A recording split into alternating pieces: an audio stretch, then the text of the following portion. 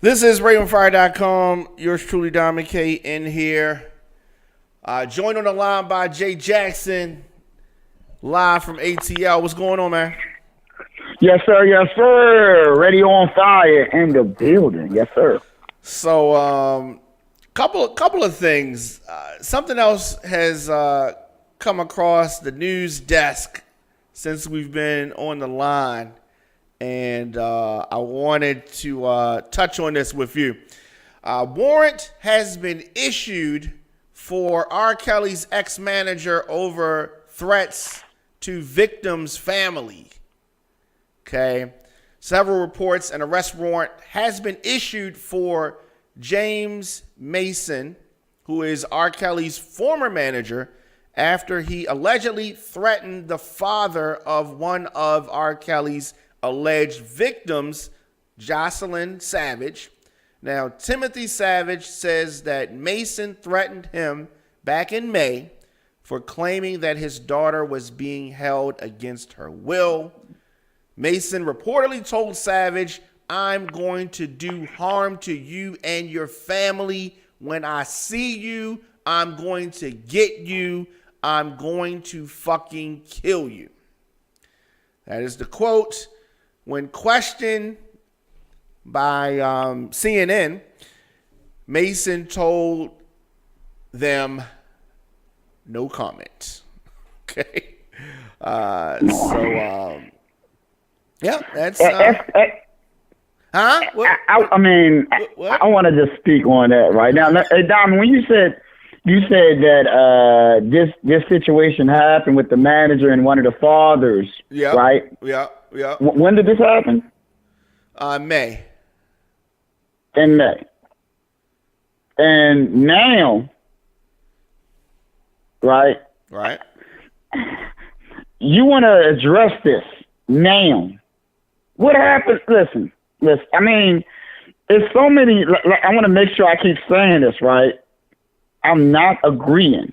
R. Kelly is sick based on this information that's been out there. Yeah. But to go back to the main, when we started the show, about the parents being held accountable to some extent. Right. That goes back to that, Diamond. I feel like, to me, if my child was being held against her will inside of a house with all types of allegedly crazy things that can change her life. I ain't just talking about just an older guy chilling, because if you've been watching the documentary, that ain't the only case.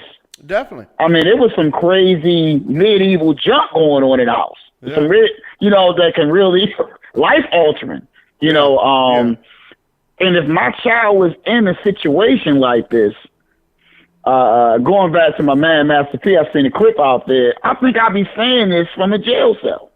I mean, because, and I'm not, maybe I would, maybe I won't, but to me, I don't think the last people I will be doing is a statement to someone.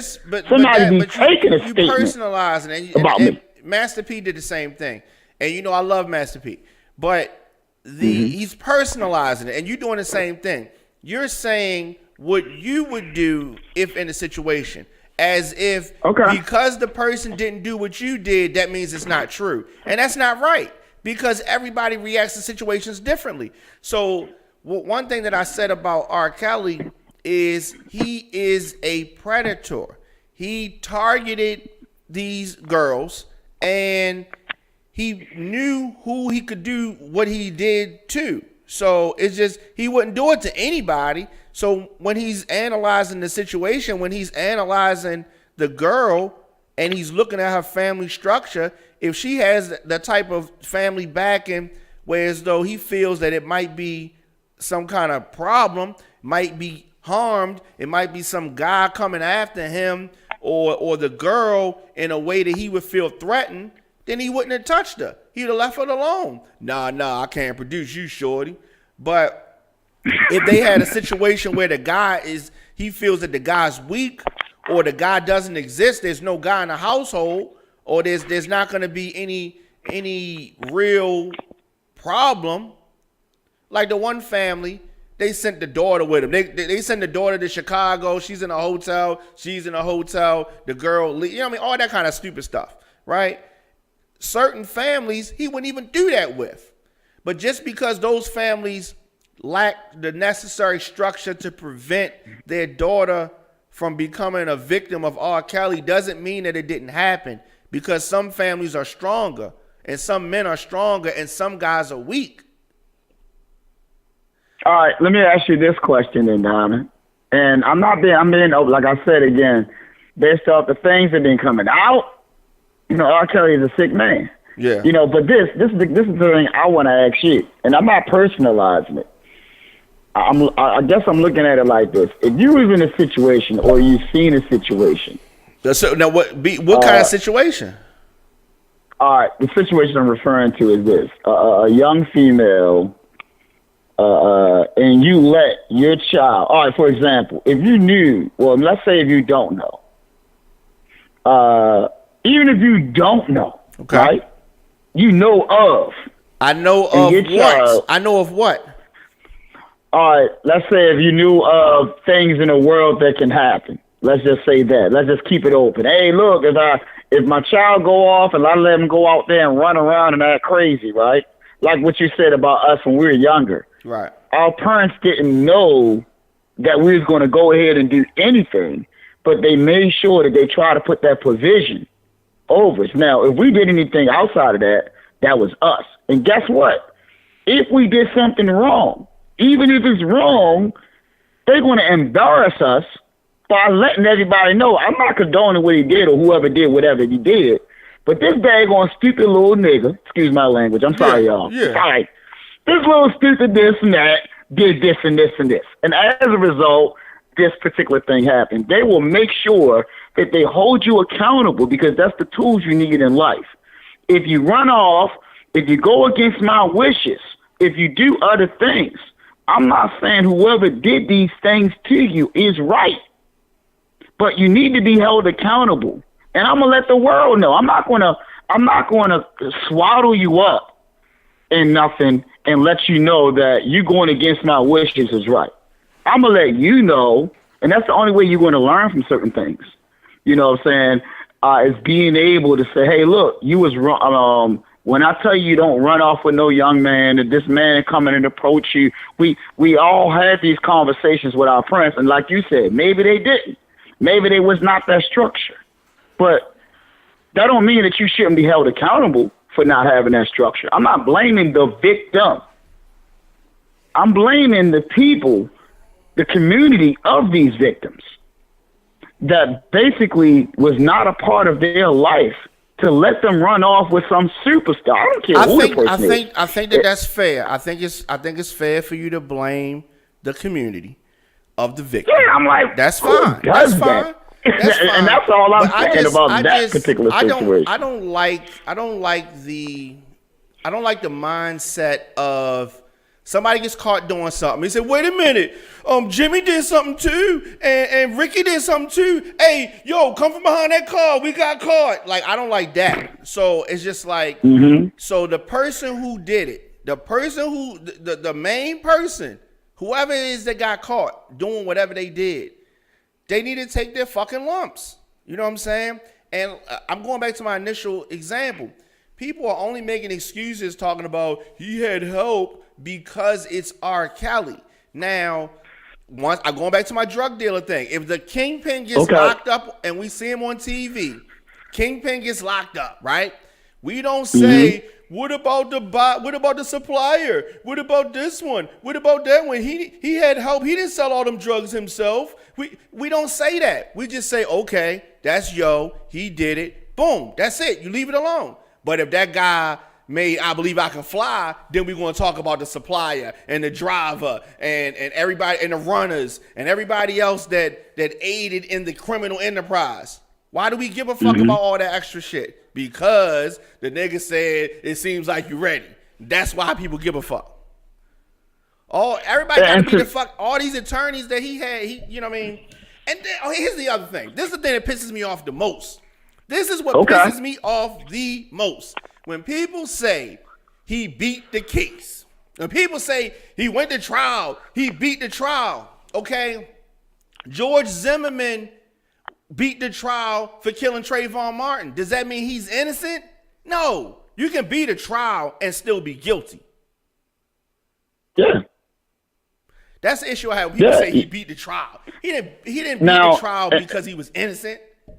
He paid off the fucking family, and there's no assailant that's cooperating. So what the fuck can they do? That's all what right, he did. and that's fair. And that's fair, right, across the board. You know, but let's say this. You got a predator. Yes. Right? That's a predator. Yes. And what happens is this: he finally caged. Yeah. And let me tell you what I'm referring to. The R. Kelly case, when he was caught allegedly with a digital video, and they was about to send him up the river.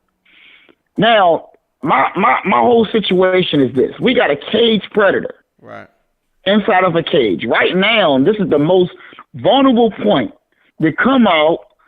You know what I'm saying? To say something or to do something. Mm. You know, if you, like you said, maybe scared or maybe this, you seeing a situation come out, you see him right now, oh, this is about to go down, right? And you go after him, and he wind up, you don't even go after him, Diamond. You don't say nothing. Now, you could argue this. You could argue, I was scared.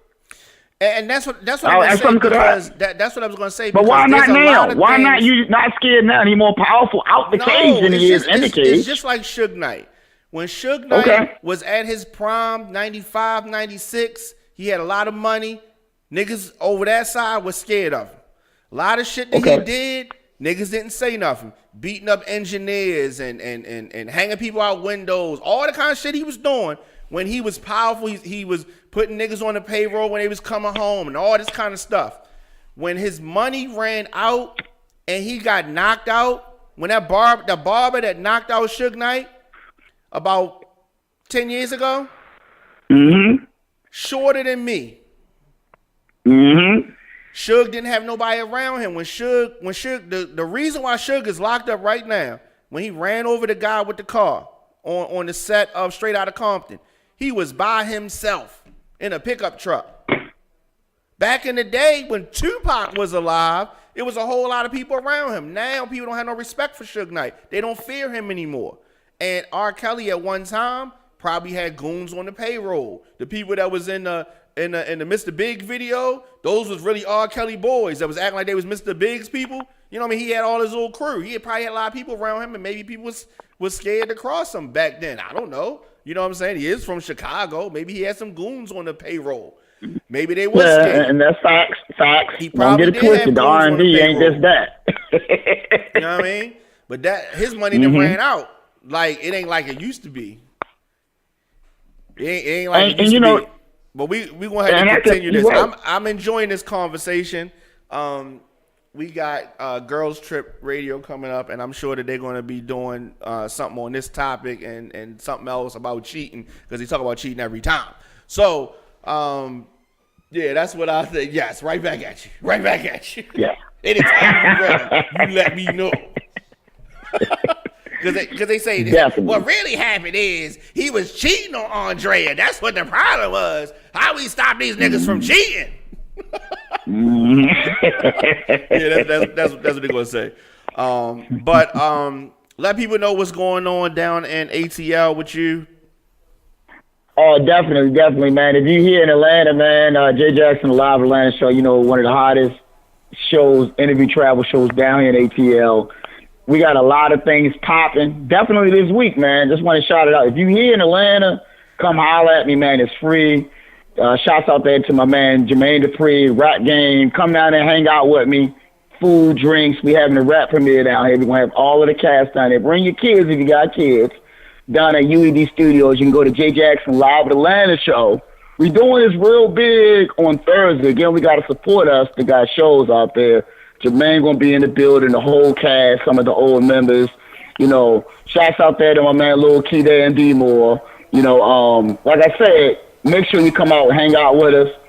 Also, come out with me, pull up. My man James Worthy, we're having a party down his release party. James Worthy sold a lot of albums. Make sure y'all follow him at James Worthy. 4 times platinum award. Did all of the Migos stuff. Make sure y'all check us out, man. Come down and hang out with us. I'll have all of the details so you can go ahead and celebrate this release party, man. 3 million streams. Shouts out there to you, my man, James Worthy. That's crazy, man. Yeah, that's what's up. 48 hours. Goodness. Wow, that's what's up. Salute. Make sure y'all holler at me and stuff like that. Pull up. Also, come holler at me, man. Pull up tomorrow. Have my man Jacquees down at UED. We're doing something good. You want some information? Go ahead and hit my IG page at J Jackson Live at Atlanta Show. And shouts out to everybody out there for supporting us, supporting Radio on Fire.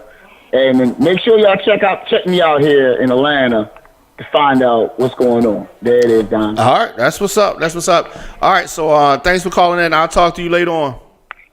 Always. Radio on Fire in the building. All right. Let's go.